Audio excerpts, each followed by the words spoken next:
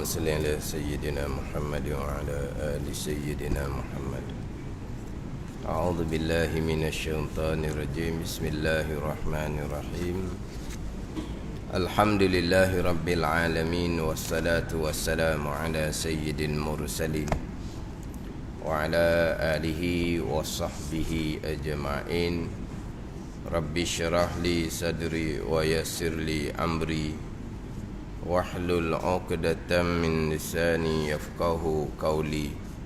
سبحانك لا علم لنا إلا ما علمتنا إنك أنت العليم الحكيم.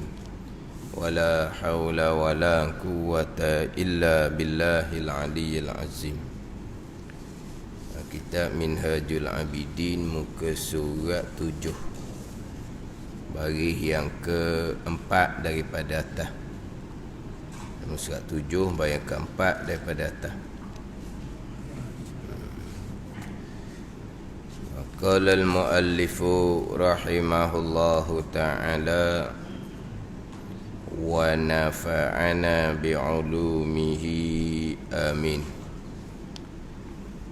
Maka inilah awal aqabah. Maka inilah ni yang tersebut daripada terdahulunya berkaitan dengan hasil keyakinan, hasil ilmu yakin dengan barang yang gaib. Hasil ilmu yakin dengan barang perkara-perkara yang gaib, yang mari daripada kita berfikir, menilik kepada dalil, mengambil dalil daripada kejadian Allah Subhanahu wa ta'ala, selepas daripada hati kita dikejutkan dengan keinsafan daripada Allah Subhanahu wa ta'ala.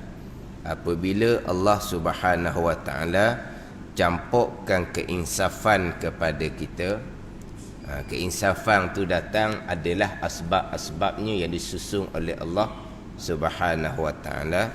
Asbab tua ke, asbab kematian seseorang ke, asbab kita berkahwin dengan pasangan yang baik ke, asbab kita berkawan dengan orang yang baik ke, contohnya Allah Ta'ala campur keinsafan.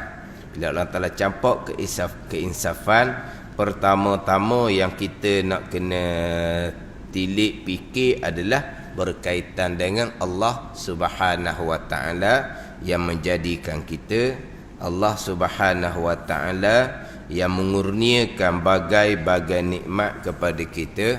Kemudian Allah Subhanahu wa ta'ala mengutuskan Rasul. Allah Ta'ala mengutuskan Rasul. Rasul bawa kita kepada mengenal Allah Subhanahu wa ta'ala. Kemudian Rasul bawa datang berkaitan dengan hukum-hukum syariah, berkaitan dengan suruhan-suruhan agama zahir dan batin, larangan-larangan agama zahir dan batin. Mari daripada keinsafan ni, fikir kita berkaitan dengan mengenal Allah Subhanahu wa ta'ala. Inilah dipanggil awal aqabah, yakni pertama-tama. Awal ni mula-mula. Aqabah ni dia terjemah dengan bukit.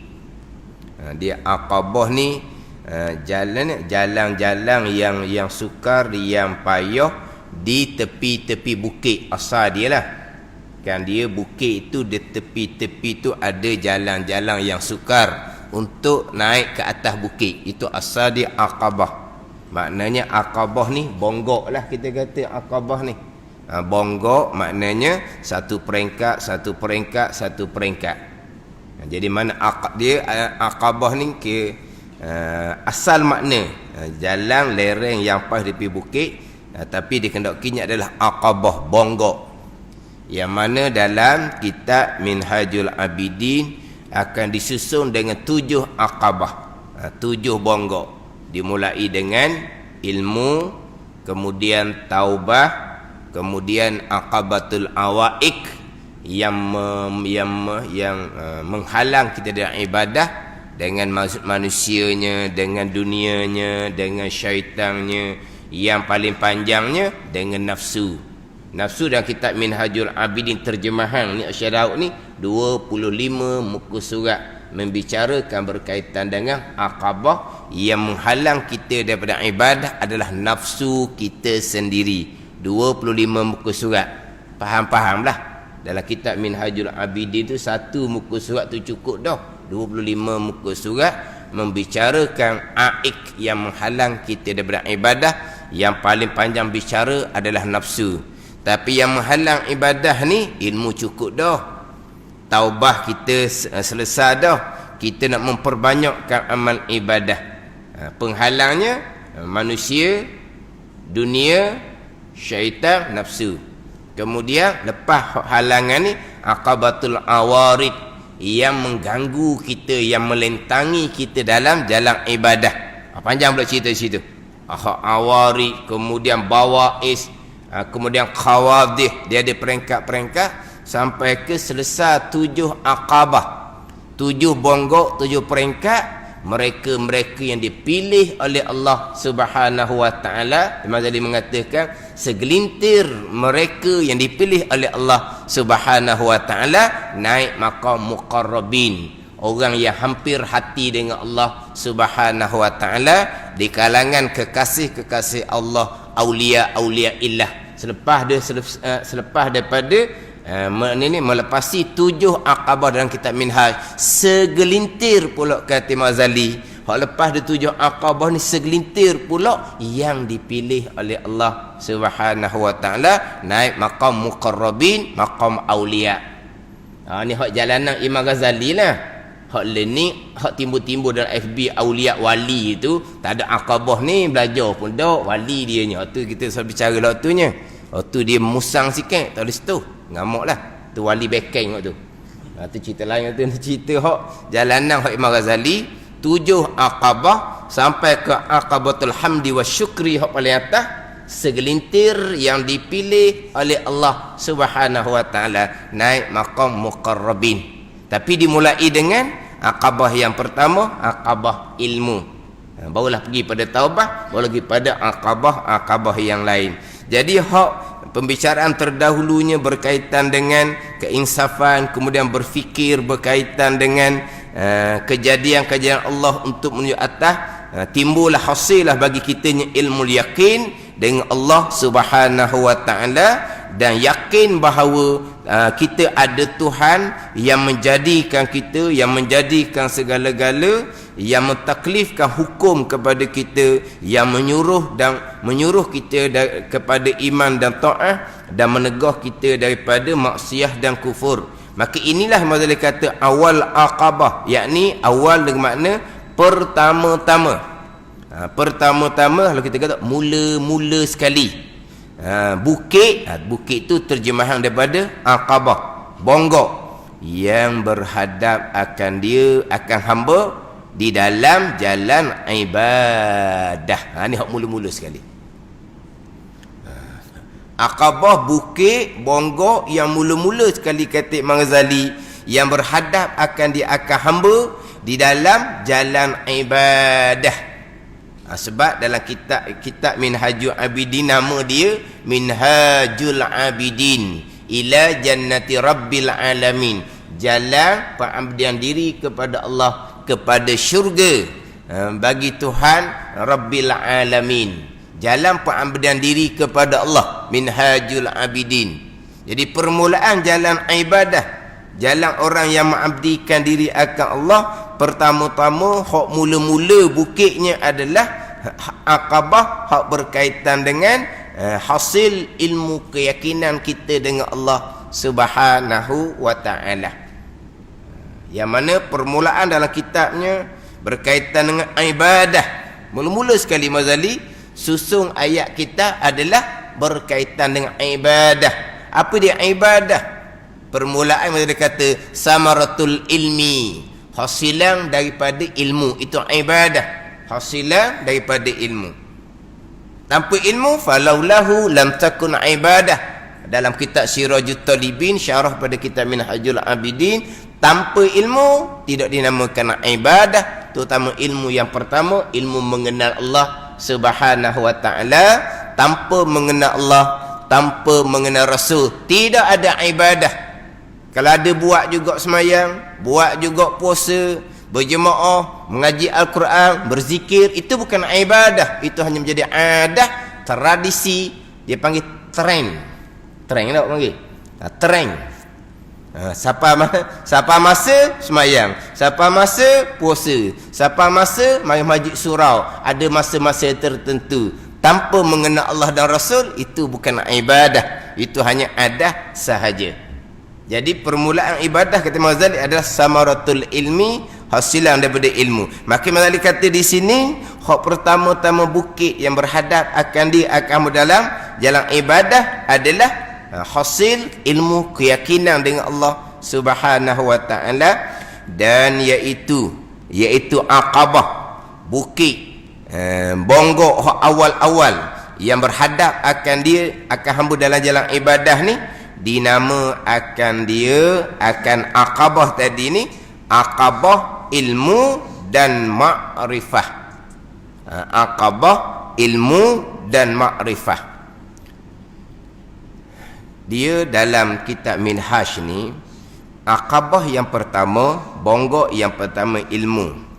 Ilmu dalam Aqabah yang pertama ni, ilmu berkaitan dengan pegangan, ilmu berkaitan dengan ibadah zahir fiqh, ilmu berkaitan dengan ibadah batin tasawuf. Tapi tiga ilmu ni, hak pertama-tama adalah Aqabah ilmu dan ma'rifah. Makna apa ni Aqabah ilmu dan ma'rifah ni? Ini Aqabah ilmu yang berkaitan dengan mengenal Allah Subhanahu wa ta'ala.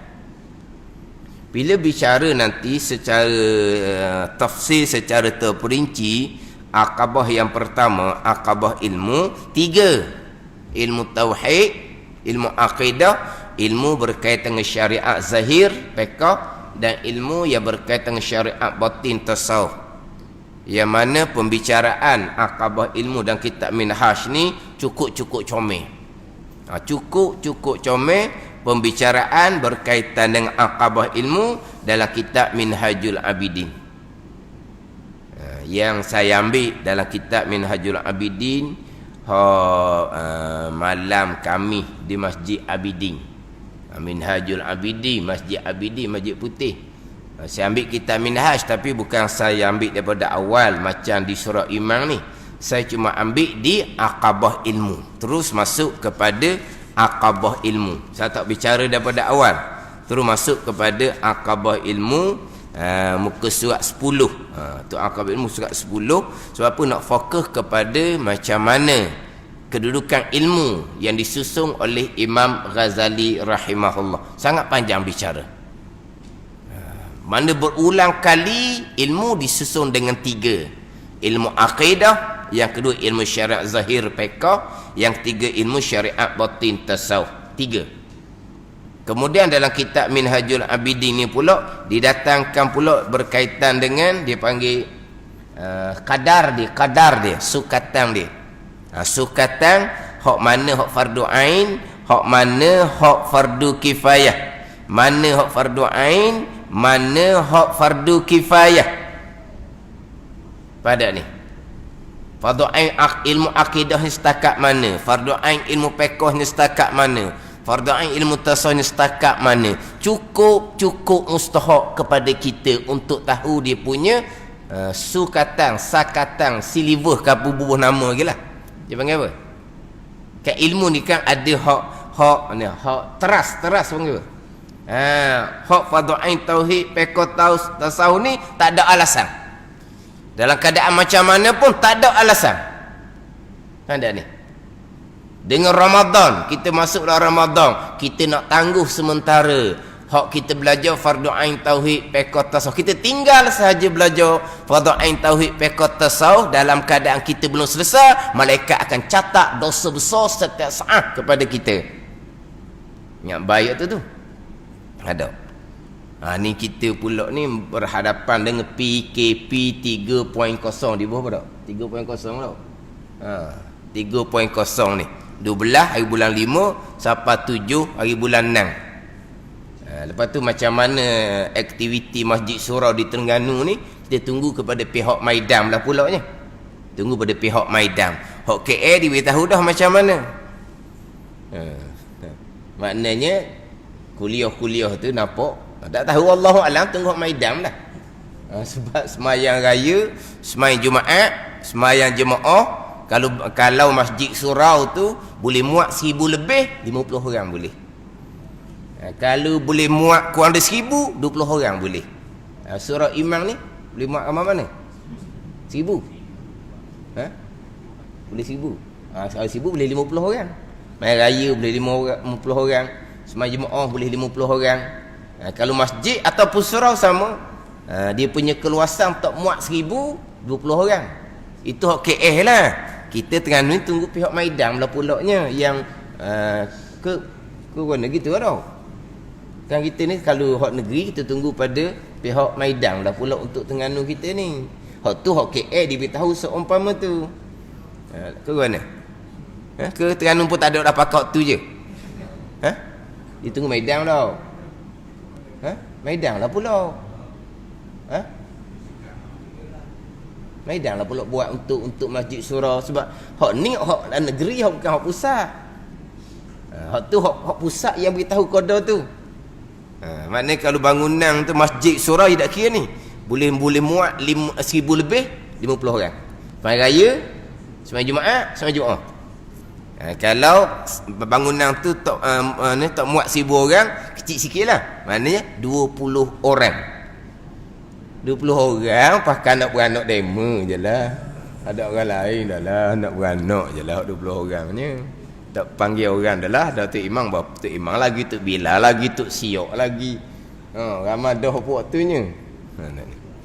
Jadi dengan kita nak PKP pula sebulan, 4 minggu, bukan sebulan, 4 minggu. Dulu 2 minggu. Ni pakai terus 4 minggu. Lepas tu lepas 4 minggu tu pula, berapa minggu pula, wallahu alam lah. Jadi kemungkinan kuliahnya tergendala. Macam mana kita ni, diri kita, keluarga kita macam dengan ilmu fardu ain. Ada ni hak sukatan ni memang sangat mustahak. Sebab apa? Sebab sukatan fardu ain ni lah untuk kita, dan untuk kita ajar anak-anak kita dengan sukatan yang sama. Cukup mustahak. Sebab apa? Sebab kita ni bukan belajar macam duduk di pondok, di madrasah, bukan. Kita hanya belajar qada wa amala, wa cakap. Dia panggil apa? Nak wa amala tau. Wa amala. Gitulah. Qada wa amal, bukan nak jadi alim dak. Qada wa amal. Qada wa amal ni lah kena sempurna fardu ain tauhid, fiqh, tasawuf. Barulah dia panggil amal ibadah. Qada wa amal le, nak panggil ibadah le ni lah. Tauhid kena betul, ibadah dari segi hukum fiqh kena betul, dari segi hukum tasawuf batin kena betul. Apa panggil amal ibadah le. Jadi oleh kerana kita belajar untuk amal ibadah qada kita, fardu ain tu mustahak. Nak pastikan kita belajar selama ni, mari Masjid Surau ni, kuliah maghrib, subuh, kuliah maghrib ke, macam mana fardu ain kita? Tauhid, fiqh, tasawuf. Barangkali kat mana dia ada sukatan dia. Dia ada silibus dia. Tak ada barangkali tidak ada. Sebab tu dalam kitab Minhaj ni Imam Ghazali datangkan 2 persoalan. Yang pertama, apakah ilmu yang wajib fardu ain yang tak dapat tidak. Kemudian kadar dia pula. Kadar. Hak mana fardu ain mudah je jawab. Tauhid, fiqh, tasawuf. Ambil sempurna, ulama pecah daripada Islam, iman dan ihsan, komponen rukun agama. Tauhid, fiqh, tu boleh jawab. Soalan kedua, kadar. Apakah kadar daripada ilmu tauhid, fiqh, tasawuf, fardu ain yang mana, fardu kifayahnya mana?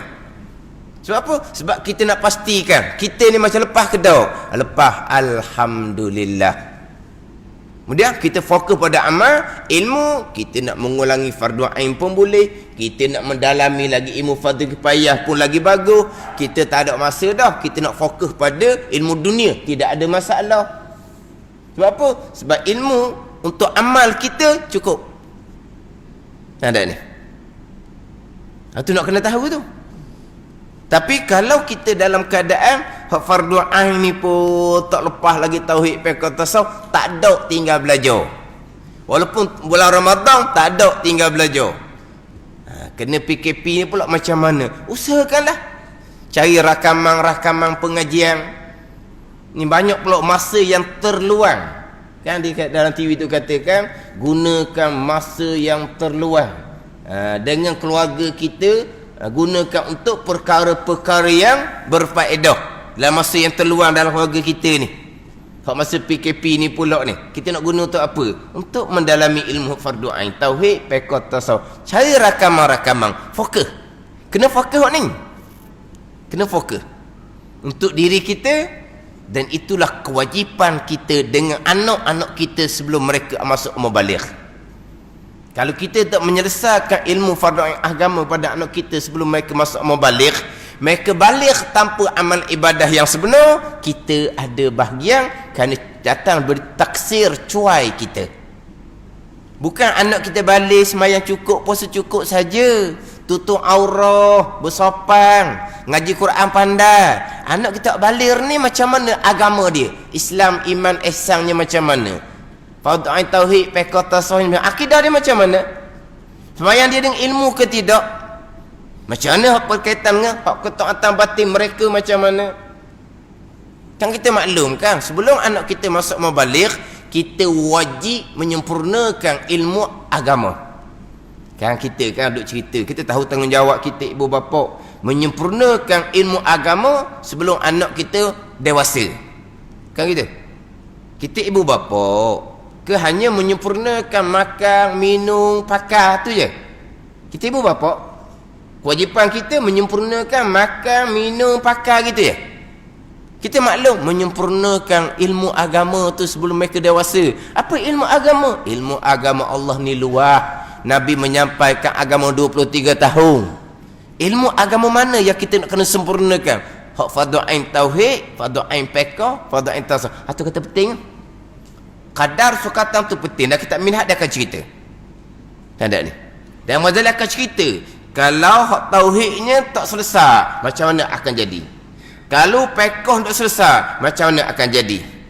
Kalau tasawufnya tak selesai, macam mana akan jadi?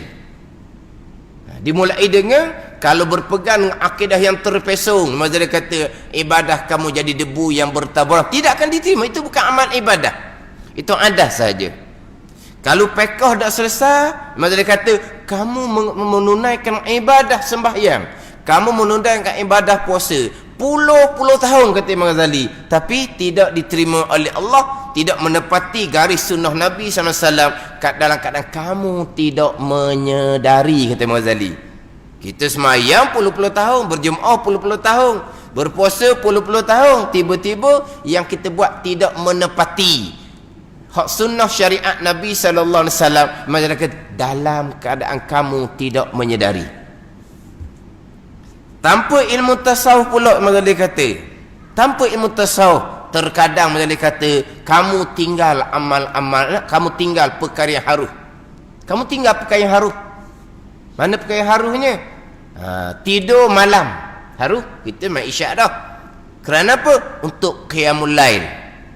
Kamu tinggal perkara haruh, makan siang hari, bukan di bulan Ramadan lah ni. Kamu tinggal makan di siang hari. Kenapa? Kerana kamu nak puasa sunat, kata Imam Ghazali. Kurang tinggal perkara haruh tidur malam untuk qiyamul lail, sembahyang sunat. Tinggal makan siang hari yang haruh kerana untuk berpuasa sunat. Imam Ghazali kata dalam keadaan terkadang kamu mengekali sifat-sifat hati yang mewajibkan kamu neraka. Maknanya tinggal perkara haruh tidur malam, tinggal perkara haruh makan siang hari kerana nak ibadah sunat, tetapi kamu mengekali sifat-sifat kecelaan, riak, wujud takabur yang haram, dosa besar, haram ijma' ulama yang mewajibkan kamu neraka, kata Imam Ghazali. Ada ni. Ni kalau tidak melengkapi tiga ni, yang mana Imam Ghazali mengatakan aqabah ilmu ni aqabah yang sangat kaut, yang sangat sukar. Cerita mudah-mudah, tapi hak paling sukarnya adalah aqabah ilmu. Aqabah ilmu yang paling sukar. Kita bertengok pada masa kita sekarang, Hak tak belajar tu kita tak cerita lah waktunya. Hak belajar dengar pun kadang-kadang fardu ain tauhid tak tahu ke mana, fardu ain fiqh tak tahu ke mana, fardu ain tasawuf tak tahu ke mana. Itu bukan belaka tu. Diri kita macam mana, anak-anak kita macam mana. Ni kita berada di penghujung bulan Ramadan ni. Kita ni ke hati lembut lagi. Ke backing semula dah. Hati kita lembut, kita kena banyak tafakur, banyak nazar, banyak muhasabah. Macam mana keadaan agama diri kita dan agama keluarga kita ni, kita dalam keadaan musibah ni. Qawid yang berpanjangan ni. Sampai bila? Sampai kiamah pun wallahu a'lam. Sampai kiamah pun wallahu a'lam. Tak nak kata ni. Satu peringkat. Ada ni. Akhirnya kita dikurung. Memanglah kita akhirnya dikurung. Dengan fitnah Dajjal yang sebenar, memang masing-masing akan berada di rumah untuk menjaga akidah diri dan akidah keluarga dengan fitnah Dajjal hak sebenar. Hak Dajjal hak sebenar. Ini baru latihan baru ni. Ini baru latihan. Macam mana kalau kita berada di rumah?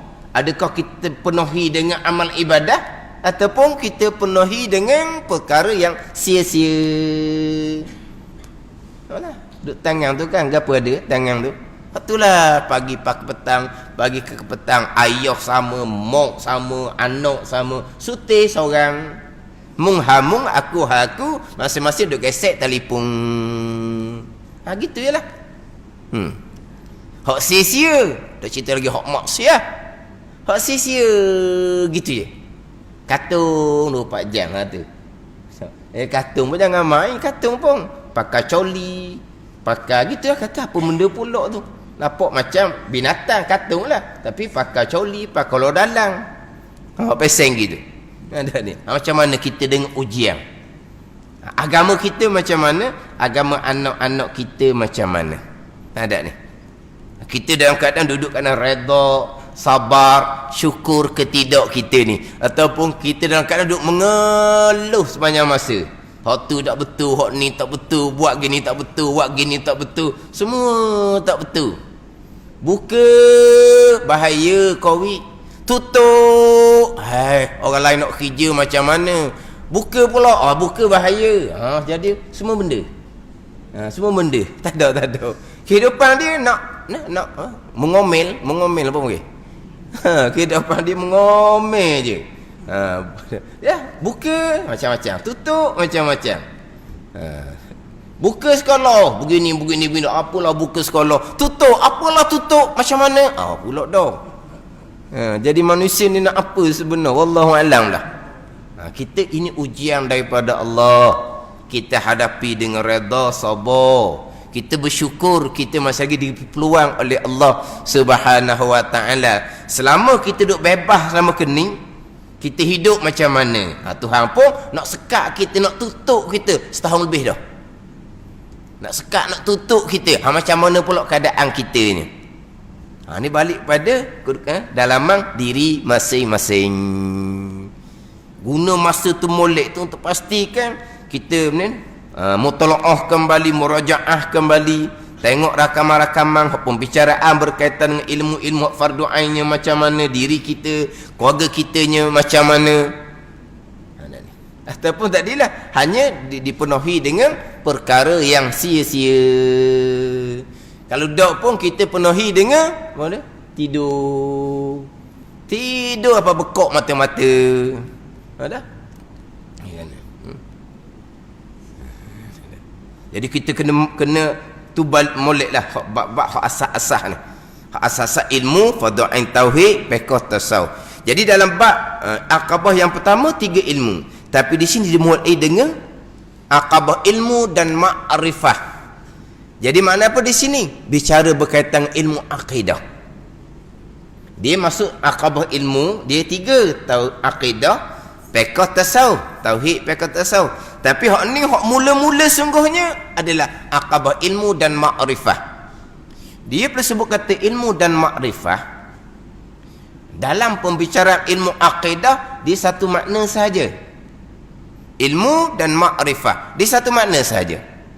Ilmu dan ma'rifah ni dengan bahawa jazam putus kita dengan akidah yang sebenar. Itu ilmu dan makrifah. Di ilmu lain, kalau ikut bahasa dia, ilmu mengetahui, makrifah mengenal. Tapi dalam ilmu akidah, ilmu dan makrifah lafaz yang muradif dipanggil. Dua lafaz yang lain tapi satu makna. Biasa kalau buat misal agak bahasa Malaysia kita, buah nyok dengan buah kelapa. Gitulah biasa tu buat misal. Buah nyok perkataan lain, buah kelapa perkataan lain tapi satu makna. Ilmu mengetahui perkataan lain, makrifah mengenal perkataan lain tapi satu makna. Mana apa ilmu makrifah ni? Jazam putus di hati yang bertepatan dengan akidah ahli sunnah wal jamaah beserta dengan dalil. Itu ilmu mengetahui ataupun makrifah mengenal dalam hak berkaitan dengan ilmu akidah. Jadi Mazali letak ilmu ni mulai dengan ilmu hak ni dulu. Ilmu hak berkaitan dengan akabah berkaitan dengan ilmu dan makrifah. Mana peringkat mana terdahulunya? Peringkat ilmul yakin. Peringkat ilmul yakin. Mana keyakinan kita kepada Allah, keyakinan kita kepada perkara-perkara gaib datang daripada ilmu pengetahuan. Tak ada ni. Datang dari ilmu pengetahuan. Keyakinan kita kepada malaikat datang dari ilmu pengetahuan. Keyakinan kita kepada akhirah datang dari ilmu pengetahuan. Keyakinan kita kepada qada dan qadar datang daripada ilmu pengetahuan. Ilmul yakin dia panggil. Setangga lagi dia panggil ainul yakin. Setangga lagi dia panggil haqqul yakin. Ini kita bicara dari segi ilmu syariah.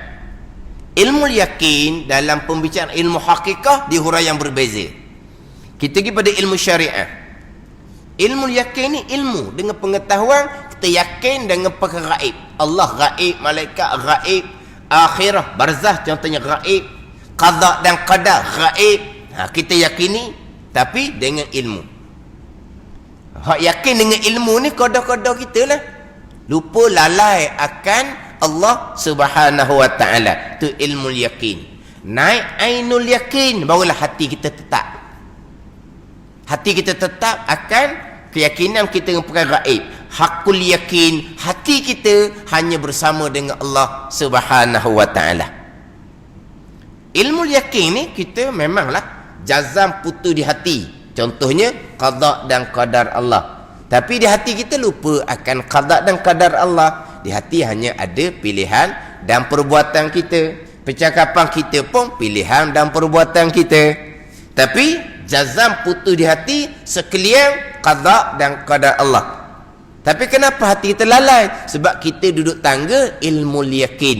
Ilmu sahaja. Bukan ainul yakin, bukan hakul yakin. Ainul yakin, hakul yakin itu kesemuanya datang daripada kurniaan Allah Subhanahu wa taala. Ada ni. Dia kadang-kadang secara contoh misal secara kasarlah. Ilmu yakin ni kalau kita cerita benda-benda dunia, orang cerita kita, ini contoh, orang cerita kita duriang ni begini punyalah sedap. Dia punya rupa duriang tu seumpama tu, isi dia seumpama tu, tergambar di kepala kita. Oh, duriang ni sama masa apa tunjuk atau ainul yakin, tengok dia punya isi kuning, memang sedap nampak tu. Tapi tengok saja je lah. Mana hakul yakin? Rasa sungguh. Rasa sungguh tu baru hakul yakin. Sebelum tu cerita, tengok belum lagi. Tapi kita tahu dah lah, durian ni sedap. Lepas tu boleh tengok, tengok kepada isi tu memang sedap lah. Tengok isi tu memang sedap. Tapi sedap, tahu sedap setara mana? Rasa atau hakul yakin dia panggil. Kita mengetahui berkaitan dengan syurga dan neraka. Kita mengetahui berkaitan dengan nikmat yang ada di syurga. Kita tahu, kita yakin akan nikmat kurniaan Allah di dalam syurga. Kita yakin. Tapi kita belum melihat. Jadi keyakinan kita setakat ilmu. Bila dapat melihat, dapat melihat, bukan mengecapi, melihat, yang mana ketika khatimah, ketika kesudahan, akan ditunjuk gambaran tempat yang akan pergi, sama ada nikmat syurga ataupun azab neraka. Hanya ditunjuk gambaran tempat yang akan dia pergi. Nampak je gambaran syurga. Kalau ditakdirkan kehidupan dia sepenuhnya dalam keadaan ujian daripada Allah, sepenuhnya dalam keadaan kesusahan dan kesakitan, hilang kesusahan dan kesakitan selama hidup, hanya dengan semata-mata boleh melihat tempat yang akan dia pergi. Sebaliknya, kalaulah ditunjukkan tempat yang dia pergi itu neraka, tempat keseksaan, ditakdirkan kehidupan dia daripada lahir dia sampai ke mati dalam keadaan kesenangan sepenuhnya, tak pernah merasai walaupun satu kesakitan. Melihat saja gambaran neraka, hilang habis hak kesenangan, kesedapan daripada lahir sampai ke mati. Mana hanya diperlihatkan nikmat syurga yang akan dipergi itu, hilang apa-apa kesakitan dalam kehidupan dunia. Hanya diperlihatkan. Siapa? Nampak dah. Ainul yakin. Hakul yakinnya macam mana? Masuk syurga Allah, itu hakul yakin. Tapi mereka yang sampai maqam muqarrabin, mereka sudah dapat syurga jannatul ajilah. Waliman khafa maqama rabbih jannatan. Orang yang sampai maqam dia akan dapat dua syurga. Jannatul ajilah, syurga hak segera. Mana apa? Qurratu ain, sejuk mata hati ketika menghadap Allah Subhanahu wa taala. Itu syurga yang segera. Orang ni sampai hakul yakin walaupun belum dapat syurga yang sebenar-benar, sebab mereka sudah dapat syurga yang segera atas dunia. Itu kurniaan Allah Subhanahu wa taala. Hak ni hak ilmu yakin. Keyakinan kita kepada perkara gaib, keyakinan kita kepada Allah, keyakinan kita kepada akhirah, keyakinan kita pada qada dan qadar datang daripada ilmu yakin. Ini hak aqabah yang pertama, aqabah ilmu dan makrifah, hak pegangan, hak permulaan sekali. Walaupun ilmu bukan hanya ilmu hak berkaitan dengan akidah, ilmu fiqh fardu ain, ilmu tasawuf fardu ain, tapi hak yang pertama-tamanya adalah aqabah ilmu dan makrifah. Ini hak berkaitan dengan mengenal Allah Subhanahu wa taala dan beriman yakin dengan sekalian perkara gaib yang dibuat datang oleh Nabi sallallahu alaihi wasallam, supaya adalah ia pertama, ini mula-mula pekerjaan itu di atas penglihatan, di atas terang nampak dengan mata hati basirah. Kemudian berkaitan dengan di atas penglihatan basirah ini bergantung pada kekuatan ilmu dan makrifah masing-masing. Ilmu makrifah masing-masing. Kalau penglihatan basirahnya kuat, maka amal ibadah pun akan jadi kuat. Kalau ilmu penglihatan basirahnya kurang, maka amal ibadah pun jadi kurang. Tak ada ni. Ini bergantung kepada penglihatan basirah masing-masing. Bila kita tengok penglihatan basirah masing-masing, yang mana daripada penglihatan basirah inilah yang akan menentukan kekuatan amal ibadah kita. Yang mana kalaulah penglihatan basirah kita kuat, pegangan kita jazam putus dah, sekalian yang berlaku datang daripada Allah Subhanahu wa taala. Maknanya kita dapat belajar, dapat beramal, taufik hidayah daripada Allah Subhanahu wa taala. Kitanya la haula wala quwata illa billahil aliyyil azim. Jadi kalau penglihatan basirah kita kuat, tidak adalah riak, ujub, takabur. Riaknya di mana? Nak menunjuk dengan ilmu dan amal, bukan hak kita. Ujubnya di mana? Ilmu amal bukan hak kita. Takaburnya dengan apa? Ilmu amal bukan hak kita. Hakikinya taufik hidayah daripada Allah, qada dan qadar Allah Subhanahu wa taala. Jadi semua tu adalah datang daripada kurniaan Allah Subhanahu wa taala. Memanglah yakin di hati kita, di pegangan memang qada qadar. Boleh belajar, boleh beramal, memang qada qadar. Tapi kenapa nak riak, ujub, takabur? Sebab penglihatan basirah kita tidak terang, tidak nyata. Hanya setakat berpegang di akidah, yakin bahawa baik ke, jahat ke, datang daripada qada dan qadar Allah Subhanahu wa taala. Dan kalau seumpama tu, kenapa ada riak, ujub, takabur? Sebab basirah, penglihatan mata hati kita tidak terang. Hak pegangan itu tetap dah pegangan kitanya. Baik buruk qada dan qadar Allah Subhanahu wa taala. Pada ni la haula wala quwata illa billah. Tidak ada daya daripada meninggalkan maksiat, dan tidak ada upaya pada mengerjakan ketaatan, melainkan kesemuanya itu datang dari taufik hidayah Allah Subhanahu wa taala. Kita disunatkan perbanyak la haula wala quwata illa billah. Cuma kadang-kadang kita ni biasa kita tak malam raya tak, kita biasa semayang sunat tasbih, tapi hujung tu dia potong nak cepat. Wala haula wala quwata illa billah tu dia potong tau. Subhanallah walhamdulillah wala ilaha illallah wallahu akbar.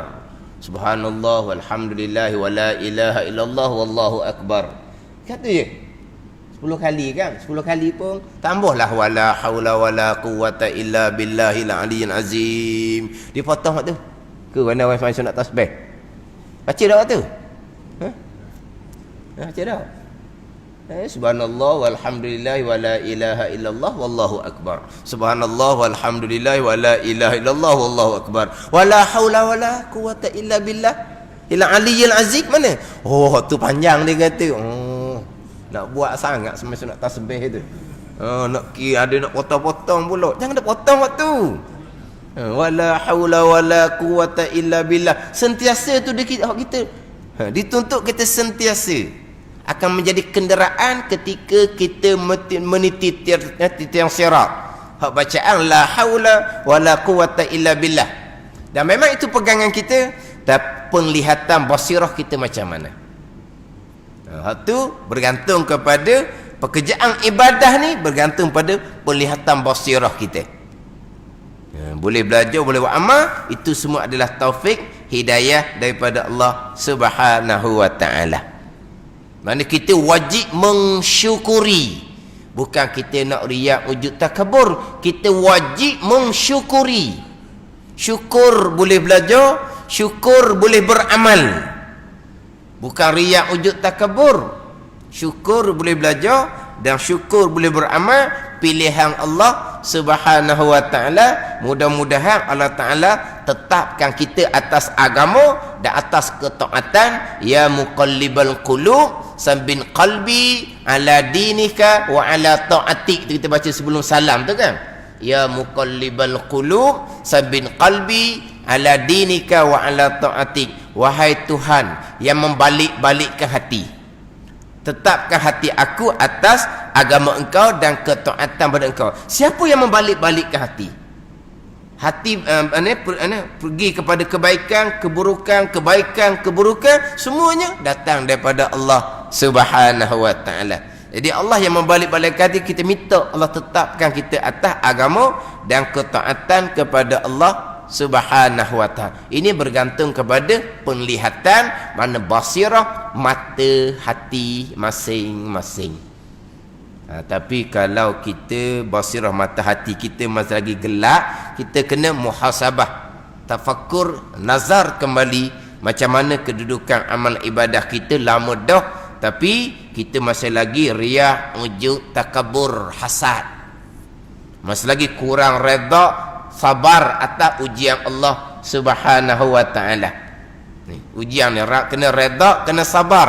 Redanya kurang, sabarnya kurang. Walah kesemua tu datang daripada qada dan qadar Allah Subhanahu wa taala. Ini semua ni datang daripada qada dan qadar. Tapi jangan lupa ikhtiar usaha. Sebab kita ahli sunnah wal jamaah, bukan jabariyah. Jabariyah apa kau? Kawik-kawiknya, kawik je, makhluk tak payah bekas. Lepas tu kan mati sekali seorang, dia kata biar gilah. Itu jabariyah pasal gitu. Dia kata mati sekali seorang, memang mati sekali seorang. Dah kawik ni makhluk Allah, memang makhluk Allah. Lepas tu ikhtiar usaha kita di mana? Ni pesen-pesen jabariyah lah ni. Tapi berpegang akal jabariyah ke tidak, wallahu a'lam. Tapi ada apa apa? Mirip-mirip apa apa? Meh. Tak ada meh. Bukan meh hok lembu tu, lembu makan tu meh kau tu. Ada mah? Ada peseng-peseng dia panggil. Peseng jabariyah. Kau wik je. Takut gapo sesema je dia kata. Sedap pula cerita. Mati sekali seorang. Dah tengok dalam kedak cerita wallahu a'lam lah dalam FB tu kan. Orang tua bawa beg masuk dalam ambulan, lepas tu hilang, tak ada lah. Mati, keluarga hanya tunggu luar pagar sahaja. Pada ni ada tengok dalam FB tu kan. Orang tua pikul beg seorang diri naik atas ambulan, hok tunggu depan ambulan tu, hok pakai hok macam lagi bulan tu lah, hok pakai plastik tu. Tak ada bahaya orang tua ni. Naik ambulan, naik seorang orang tua ni. Bukan anak cucu ini dah naik seorang. Itu mana anak cucu tengok kali terakhir. Duduk hospital sebulan, 2 bulan kritikal, anak cucu tak boleh tengok. Mati hanya tahu khabar berita. Tengok mayat pun tak boleh. Semetelah nak mandi, semetelah nak setor, semetelah nak kapan. Lepas tu macam mana? Sampai masa kesihatan atau pergi kubur. Mereka yang uruskan. Dah keluarga duduk mana? Duduk tepi pagar. Nak gitu. Hak lebih malang laginya, hak orang tua ni diuji dengan COVID ni mari mana? Mari daripada anak cucu. Anak cucu mari mana? Mari atas negeri hak lawang arahan. Pandai ni. Yelah semua tu qada-qadar, betul dah pegang kita. Tapi kalau perkara tu berpunca daripada kecuaian kita sendiri, haram dosa besar sana berqada dan qadar. Ingat baik, pegangan kita betul sekarang qada dan qadar. Tapi kalau perkara tu berlaku berpunca daripada kecuaian kita, degil kita, haram, dosa besar, kita menyandar pada qada dan qadar. Walaupun segi pegangan segala-gala qada dan qadar. Ingat baik. Orang tua ni duduk rumah senyap je, tak ada gimana. Siapa yang bawa penyakit yang? Faham tak ni? Sebab banyak yang berlaku adalah kecuaian. Banyak yang berlaku kecuaian. Degil. Tak ada. Kecuaian degil. Tak ada. Sekarang ni setahun lebih kita tahu dah kan. Kan kita ni, dia panggil suasana yang berperang dengan musuh yang tak nampak. Punyalah ni semua makhluk Allah Ta'ala ni. Makhluk Allah Ta'ala halus dia kata ni. Macam ni macam irih rambut berapa kali dia kata hak virus tu halus sangat-sangat. Ni hak kajian ilmu sains. Tapi pegang kita itu makhluk Allah Subhanahu wa taala. Itu tentera Allah Subhanahu wa taala ujian. Pada ni memang tak nampak dan memang kita tak ada simptom. Orang maklum lah ke dah 80% tak ada. Segar mega demam tak ada, apa tak ada, 80%. Ada ni. Dia tengok gambar dia, lepas tu dia buat lagu pula, lagu nasyid hot sedih tu kan. Waktu ni pikul apa cerita tu wallahu alam. Tapi kita tengok pun Allah siangnya lah. Maknanya pocik ni itulah pandangan terakhir. Masuk dalam ambulan tu tak ada dah, tak ada. Duduk di hospital sebulan ke 2 bulan ke tak ada. Tak ada. Hilang. Duduk dalam ICU lah mana pun hilang, tak ada. Sampai ke kematian pun hilang, tak ada. Pada ni duduk tepi pagar je anak-anak cucu. Pada masa pengkebumian memang mati sekali seorang. Nak mati seumpama tu. Ada ni. Kita ikhtiar usaha molek berserah kepada Allah Subhanahu wa taala. Ujian daripada Allah memang makhluk tak bekas sama sekali. Tapi daripada naluri takut tadi, itu semua naluri yang dicampur oleh Allah Ta'ala akan bawa kepada kita berusaha untuk mengelakkan diri daripada kena musibah. Takut akan makhluk itu bukan pegangan. Itu tidak membabitkan pegangan. Takut kepada kawik sama macam kita takut pada ular, takut pada kala, takut pada jengking. Makhluk lah ke? Adakah takut kepada ular, kala, jengking? Ucap muka kitanya, kenaling kitanya, kejut kita tersemput dengan ular. Ular makhluk tak bekas. Kenapa sebab pucak muka itu? Takut. Takut apa? Ular makhluk tak bekas. Tapi itu tak ada salah apa pun. Sama dengan takut pada kawik, makhluk Allah, tak salah pun. Tapi daripada takut ni lah akan bawa pada kita berusaha untuk mengelakkan daripada ditimpa kemudaratan. Tak ada ni. Ini kena faham molek ni. Dengan ujian kawik ni kadang-kadang kita boleh tahu, terkadang orang yang ceramah agama pun tak faham agama. Takut pada kawik syirik. Tahu pada kawik syirik, jahil agama. Anda ni. Takut itu naluri yang Tuhan jadikan. Itu bukan membabitkan pegangan. Sama aja makhluk Allah Ta'ala tak bekas belaka. Tengok pisau, tengok api takut. Makhluk tak bekas, tu pegangan. Pada itu pegangan.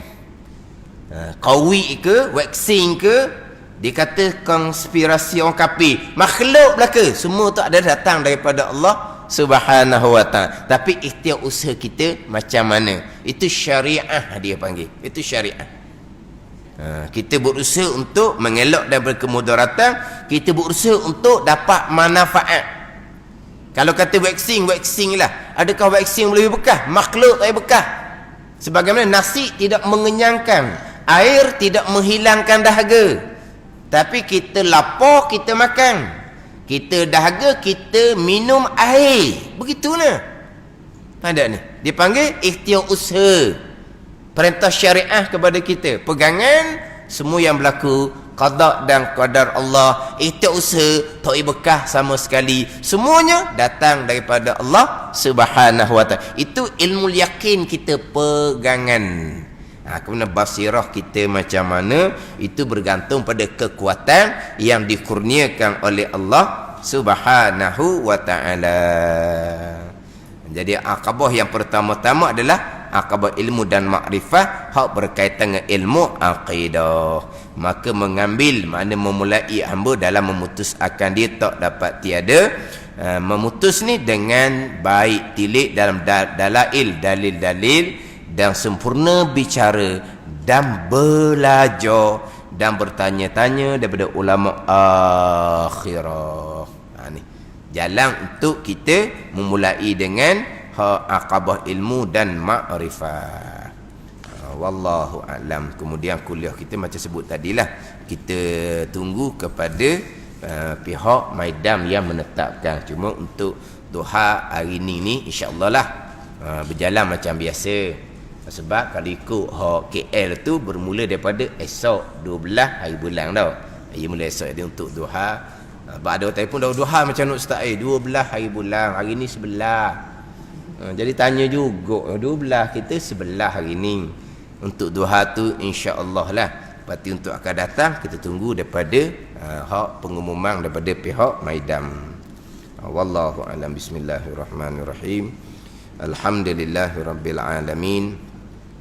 Wassalatu wassalamu ala sayyidil mursalin wa ala alihi wa sahbihi ajma'in. Allahumma iftah alaina futuhal arifin. Allahumma allimna ilma aqdamin wa fahimna famasabikin warzuqna ruqat talibin. Allahumma zidna ilman wa alhiqna bis salihin. Wa sallallahu ala sayyidina Muhammadin wa ala alihi wa sahbihi wa sallam. Walhamdulillahi rabbil alamin.